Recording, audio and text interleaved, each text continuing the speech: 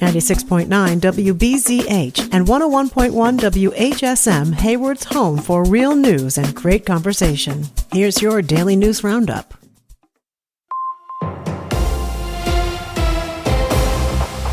For WBZH and WHSM News, I'm Maddie Schaefer. More than 50 cyclists gathered in Hayward on Saturday as part of unity rides happening across the country in memory of Alex Preddy. Preddy was a 37-year-old ICU nurse who lived in the Minneapolis area and was active in the local cycling community. His death last month at the hands of federal immigration agents has sparked memorial rides nationwide. Riders met at New Moon Bike and Ski before heading to the Hayward Hospital trails on fat tire bikes to take part in the memorial ride. Among them was a local nurse, Susan Bauer. She wore a shirt that read, "United we stand, divided we fall," with the names Alex Preddy and Renee Good printed on it. I decided to ride because I stand in solidarity with the people of Minnesota and across the United States who are protesting against the overreach of our government and their activities, their immigration enforcement activities. Bauer says seeing video of Preddy's death was traumatic. Just seeing this from our own government killing one of our own citizens was just too much. And it was the same reaction with Renee Good. It was just outright murder, in my opinion. She says unity is especially important during times like this. We have a democracy, and it's the duty of people to speak out if they see our government not representing us in the way that we expect them to. Thomas Thornquist from Minneapolis says he wanted to show support and honor Preddy. Like Minneapolis is doing now, they're showing that when people unite for the right reasons, it makes a difference and change can happen. The ride was one of many held across the country to remember Preddy and bring cyclists together in solidarity. As the Democratic field for governor stays large, the Republican side has thinned out. Lisa Hale explains why. A Republican candidate for governor is endorsed by President Donald Trump.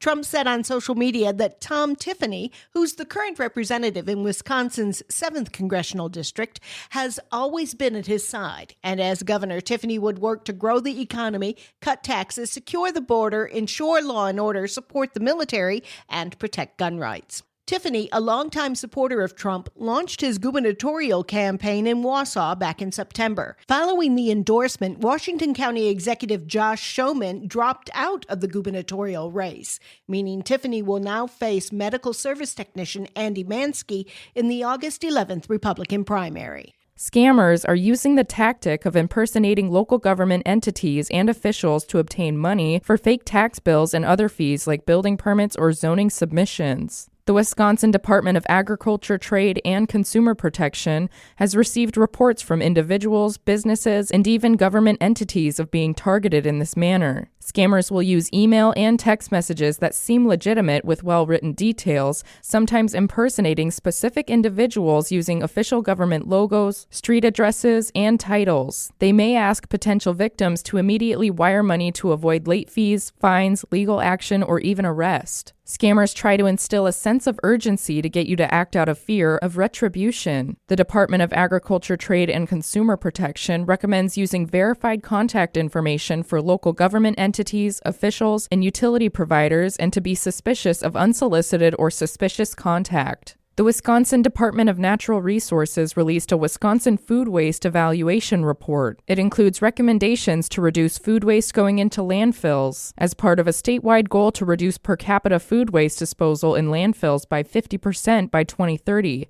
compared to 2020 levels. Key findings of the report show that 88% of food waste going to Wisconsin landfills is from residential and food service sources, with residential contributing the largest share at 47%. Infrastructure for hauling food waste to destinations other than landfills will have to expand significantly to achieve the statewide food waste reduction goal. Of the 286 facilities licensed for composting in Wisconsin, just 30 or 10% are approved to accept food waste. You can learn more about the food waste evaluation report on the DNR's website. The Hayward Area Chamber of Commerce is looking for student volunteers for this year's Berkey Giant Ski Race, and it comes with a fundraising boost for local groups. Students will help carry the oversized giant skis from the finish line back to the start after each race. School teams, student clubs, nonprofit youth groups, and extracurricular organizations are all invited to take part. Volunteers are needed at 4:45 p.m. on February 19th. The race runs from 5 p.m. to about 7 p.m. Groups that participate will receive a donation to support their program. To sign up or get more information, email robyn@haywardareachamber.com. This week is Sled Safe Weekends, and the DNR will be increasing patrols to ensure all snow enthusiasts get home safely. 6 snowmobile fatalities have already happened this year, and alcohol is among the top factors in fatal crashes. DNR officials urge operators to ride safely and sober for themselves, for others sharing the trails, and for those waiting for their return. For WBZH and WHSM News, I'm Maddie Schaefer. For Civic Media News, I'm Lisa Hale. A bill to limit what Wisconsin food share users can buy is heading to the Senate. The Assembly voted last week to seek a federal waiver to block the purchase of candy and soft drinks. Republicans say the goal is to improve public health. Opponents say it adds red tape and stigmatizes people using food benefits. New developments for an oil pipeline through northern Wisconsin. Civic Media's Maddie Schaefer reports. The legal fight over Enbridge's proposed Line 5 reroute in northern Wisconsin is continuing. Just days after a state administrative law judge upheld a key Wisconsin DNR permit for the project, the Bad River Band of Lake Superior, Chippewa has filed a petition for judicial review in Iron County Circuit Court. The tribe is also asking the court to immediately pause any construction while the case moves forward. The proposed project would move the pipeline off the reservation and onto a new 41-mile corridor in Ashland County, crossing roughly 186 waterways and more than 100 acres of wetlands. In a statement, Tribal Chair Elizabeth Arbuckle says the Bad River watershed is the tribe's homeland and not an oil pipeline corridor. Attorneys with Earth Justice argue the permit ignores key environmental risks and could threaten treaty-protected resources like wild rice and fish in the Kakagan-Bad River sloughs. Enbridge maintains the reroute is the safest long-term solution and says the state's environmental review was thorough. Construction remains on hold pending final federal approval as the case now heads to Circuit Court. For Civic Media News, I'm Maddie Schaefer. State lawmakers have finally reached a deal to start using more than $130 million to fight PFAS pollution. The Assembly approved the plan unanimously after negotiating how to treat property owners who didn't cause the contamination. The package creates new grant programs to help communities clean up chemicals. The bills now move to the Senate, and Governor Evers says he is on board. A Wisconsin environmental advocacy group is suing the Environmental Protection Agency, saying that the EPA broke the law when it rolled back key climate protections. Clean Wisconsin joined a national coalition in filing the lawsuit in Washington, D.C., arguing that the EPA is failing to protect people from car and truck pollution that they say drives climate change. Clean Wisconsin claims the state is already seeing more severe weather, rising health threats, and worsening air quality. The EPA has not yet commented on the suit. Governor Tony Evers is touring the state following his final State of the State address. Last week, he was in Eau Claire, where Civic Media's James Kelly caught up with him. Wisconsin Governor Tony Evers visited North High School in Eau Claire on Wednesday following his final State of the State speech. Governor Evers highlighted his priorities for his final year as governor during the visit, specifically addressing funding issues that have forced school districts to propose ballot referendums just to maintain their current operations. School districts going to referenda every other year for just general stuff. That's not right, and it's not that they're overspending. They're responding to the needs of kids, and I think we need to do some things there too, especially in equalization aid. Governor Evers also called on the state legislature to continue negotiations on additional state funding for special education and noted that he does not support a Republican-introduced plan to send out one-time rebate checks to taxpayers. For Civic Media News, I'm James Kelly. The plan to keep Wisconsin Eye on the air a little longer got the green light in the Wisconsin Senate. The plan allocates almost $600,000 to the Public Affairs Television Agency over the next year. The financing is a stopgap to help WisEye while it hunts for a more long-term funding solution.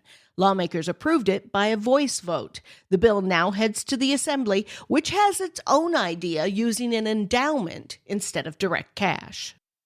While last week saw Governor Tony Evers deliver the State of the State address, earlier this month, Nicole Boyd, chairwoman of the Red Cliff Band of Lake Superior Chippewa Indians, gave the Wisconsin State of the Tribes address. The Dairyland Patriot reports that she covered issues ranging from protecting the state's natural resources, healthcare access, gun control, and online gaming, to combating the crisis of missing and murdered Indigenous women. While Boyd praised Governor Evers' willingness to acknowledge the seriousness of that issue, she said more must be done. The new Office of Violence Prevention, committees, and task force are not enough. We must improve our policies.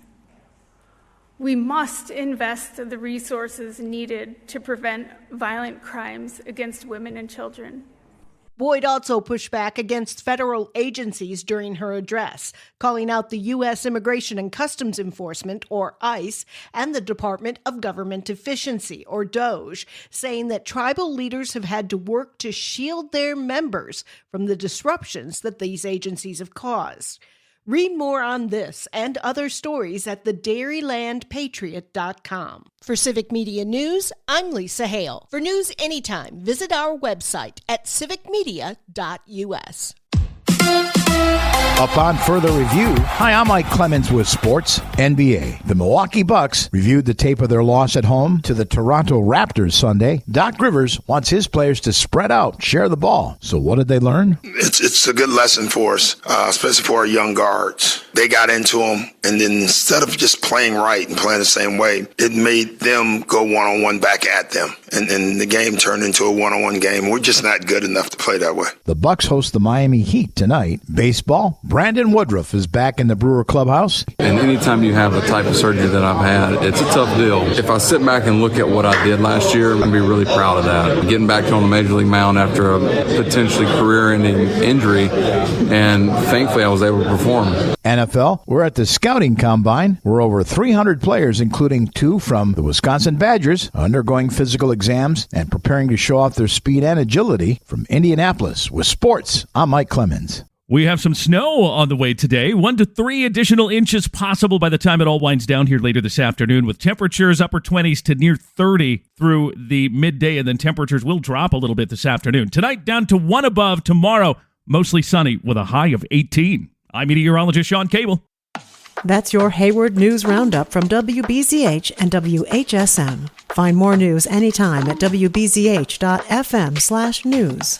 Subscribe to this podcast on Spotify, Apple, or wherever you find your podcasts.